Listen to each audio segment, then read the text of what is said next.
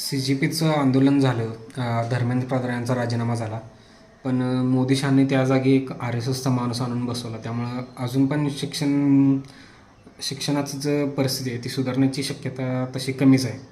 आणि आता आंदोलन संपल्यानंतर जे भाजप समर्थक आहेत ते काही विद्यार्थ्यांना गाठून त्यांनी आंदोलनात भाग घेतला म्हणून त्यांना त्रास देण्याचं काम चालू केलेलं आहे. म्हणजे तसे व्हिडिओ आलेत.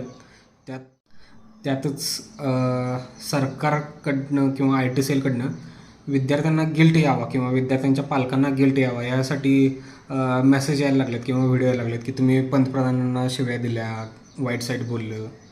पण ही सुरुवात कुठून झाली तर 2014च्या आधी ज्यावेळेस मोदींचं नाव पंतप्रधान पदासाठी जाहीर झालं त्यावेळेस आणि व्हॉट्सअप ज्यावेळेस नवीन होतं त्यावेळेस व्हॉट्सअपवर असले भयानक मेसेज यायचे ज्याच्यात नेहरूंपासून मनमोहन सिंगपर्यंत सगळ्यांचे नावं यायची आणि त्यांना एवढ्या घाण शिव्या यायच्या.